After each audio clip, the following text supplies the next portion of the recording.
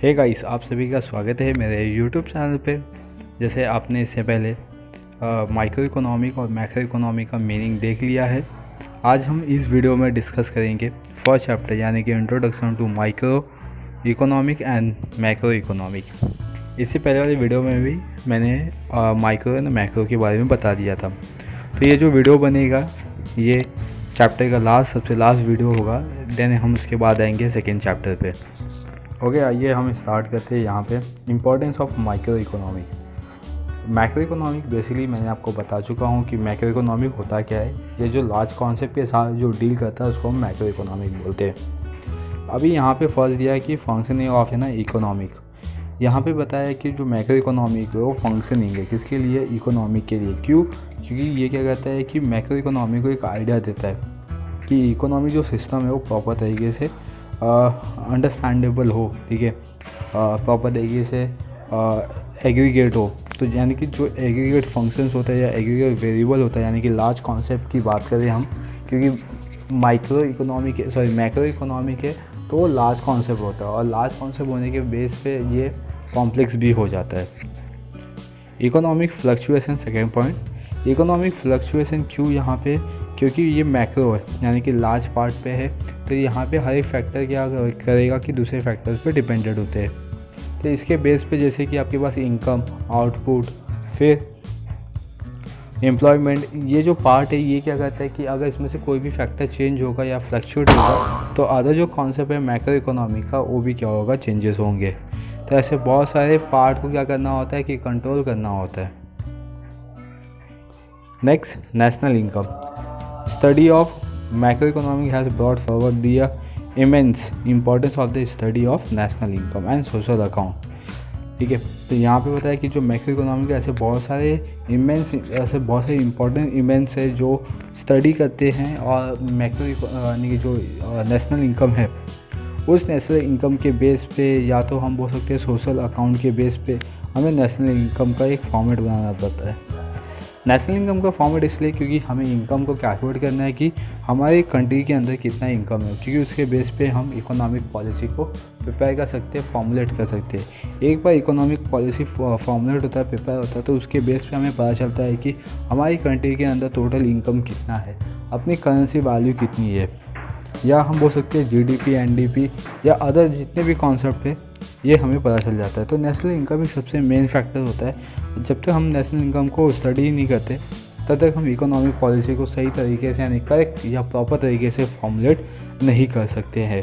तो आज भी ये तीन कॉन्सेप्ट आपको समझा होगा। आते हैं हम नेक्स्ट कॉन्सेप्ट पे, economic development. Economic development obviously क्योंकि मैक्रो इकोनॉमिक क्या करता है, ये हेल्प करता है इकोनॉमिक सिस्टम को कि वो डेवलप कर सके अपने इकोनॉमिक को। लेकिन कैसे? बहुत सारे ऐसे प्रॉब्लम होते हैं जिसके साथ वो डील कर सके, जैसे कि पॉवर्टी हो गया या अंडर डेवलपमेंट कंट्रीज़ हो गई या डेवलपिंग कंट्रीज हो गई। तो उनके लिए ऐसे बहुत सारी प्रॉब्लम आती है जिसकी बेस पे वो इकोनॉमिक डेवलपमेंट नहीं कर पाते, या करते हैं तो वो उनका जो प्रोसेस होता है या प्रोग्रेस होता है बहुत स्लो होता है। क्यों? क्योंकि वहाँ पे inequality of income, wealth, difference between standard of living, ये कॉन्सेप्ट हो जाता है।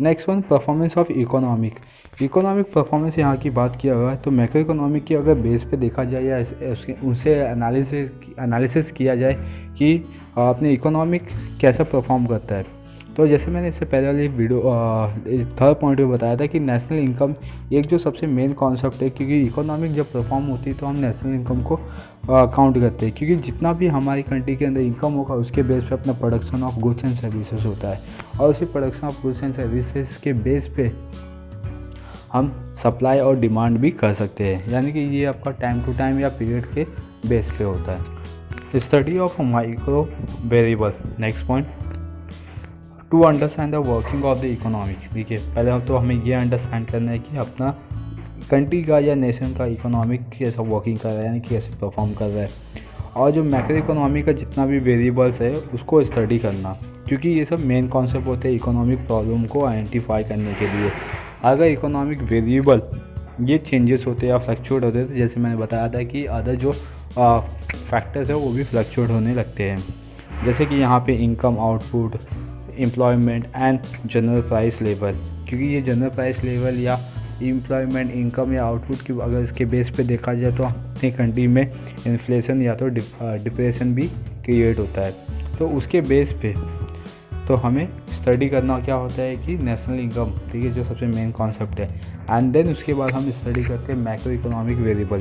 तो मैक्रो इकोनॉमिक वेरिएबल के अंदर आप ये 4 पार्ट को कंसिडर कर सकते हैं: इनकम, आउटपुट, फिर employment and then general price level.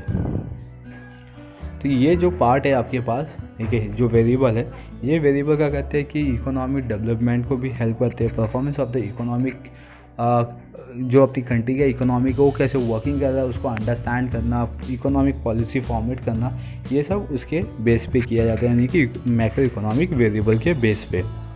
तो ये आपके पास कॉन्सेप्ट है समझने के लिए कि आपकी मैक्रो इकोनॉमिक का वेरिएबल क्या क्या हो सकता है। तो आप याद रखिए मैक्रो इकोनॉमिक का 4 पार्ट है: income, output, employment and general price level. आते हैं अभी नेक्स्ट कॉन्सेप्ट पे, लेवल ऑफ एम्प्लॉयमेंट। अभी यहाँ पे लेवल ऑफ एम्प्लॉयमेंट की बात करें। देखो एम्प्लॉयमेंट हर एक कंट्री का सबसे मेन कॉन्सेप्ट यही होता है कि एम्प्लॉयमेंट, जितना ज़्यादा लोग एम्प्लॉयमेंट होंगे उतना ज़्यादा अपनी कंट्री के अंदर इनकम जनरेट होगा, और जितना इनकम जनरेट होगा उतना ज़्यादा आपका आउटपुट होगा, और जितना ज़्यादा आउटपुट होगा उतना ज़्यादा जनरल प्राइस लेवल इंक्रीज़ होगा, यानी कि परचेसिंग पावर हर एक पर्सन का इंक्रीज़ हो जाएगा। तो यहाँ पे क्या बताया आपको, लेवल ऑफ एम्प्लॉयमेंट में macro economy helps to analysis the general level of employment and output of in economic. अभी आपको पूरा कॉन्सेप्ट समझा, इंपॉर्टेंस ऑफ मैक्रो इकोनॉमिक। आते हैं अभी नेक्स्ट कॉन्सेप्ट, यानी कि micro economic and macro economic के डिस्टिंक्शन बिटवीन पे मीनिंग देखते हैं। Micro economic study the behaviour of individual unit of an economic. Obviously ये हमने फर्स्ट यानी कि वीडियो में देखा हुआ है, इंट्रो वीडियो में। Macro economic study behaviour of aggregate of the economic as a whole. जैसे अभी मैं आपको बताया रहा था कि इसका मीनिंग, यानी कि जो इससे पहले वाले वीडियो पे बताया हुआ है, मैंने उसका लिंक डिस्क्रिप्शन बॉक्स में दिया हुआ है। टूल्स यहाँ पे दिया हुआ है आपको, इसके टूल्स क्या होंगे, इंडिविजुअल डिमांड और इसके होंगे इंडिविजुअल सप्लाई। और मैक्रो में देखिए एग्रीगेट डिमांड और एग्रीगेट सप्लाई। स्कोप क्या बनता है यहाँ पे, demand, supply, product pricing, factor pricing, production, consumption, economic welfare. इसमें national income, general price level, employment, यहाँ पे मनी दिया हुआ है, आप इनकम भी बोल सकते हो। तो ये स्कोप, ये जितने भी यहाँ पे दिए, ये आपको नॉर्मली अंडरस्टैंड के लिए दिए गए कि क्या क्या आपके पास कॉन्सेप्ट हो सकता है। तो ये हमने पूरा चैप्टर में देखा था, ये आपके डिस्टिंक्शन बिटवीन में भी आएगा। ये सबसे मेन कॉन्सेप्ट है डिस्टिंक्शन बिटवीन के लिए इकोनॉमिक में, ये 100% आपके एग्ज़ाम में आता ही है। इंपॉर्टेंस यहाँ पे दिया हुआ है, price determination, model building decision etcetera, business decision etcetera, economic fluctuation, study of national income, economic development theory, price theory है, यहाँ पे इनकम है, एम्प्लॉयमेंट थियरी है। एग्जाम्पल में इंडिविजुअल इनकम और individual output, national income and national output. तो ये पूरा कॉन्सेप्ट हो गया आपका माइक्रो एंड मैक्रो इकोनॉमिक का। तो यहाँ पे अपना पूरा एक चैप्टर कंप्लीट होता है। अब आपको ये पूरा एक चैप्टर आपको समझा होगा। अगर आपको कोई भी ऐसे वीडियो में, यानी कि जो हमने एक चैप्टर पूरा कवर किया हुआ है, अगर उसके अंदर कोई भी डाउट है तो आप मुझे पूछ सकते हो कमेंट करके, और अपना फीडबैक भी दे सकते हो कि आपको मेरा वीडियो कैसा लगा। और साथ ही साथ आप लाइक कर दीजिए, सब्सक्राइब भी कर लीजिए मेरा चैनल अगर आपको मेरी वीडियो अच्छे लग रहे हैं, मेरे लेक्चर आपको पसंद आ रहे हैं। और साथ ही साथ मैं आपको बता दूं कि इकोनॉमिक के बियॉन्ड में बहुत सारे सब्जेक्ट के वीडियो अपलोड कर रहा हूं, तो आप देख सकते हो, मैंने उसका डिस्क्रिप्शन बॉक्स में लिंक दिया हुआ है। तो बस आज के लिए इतना। Thank you for watching.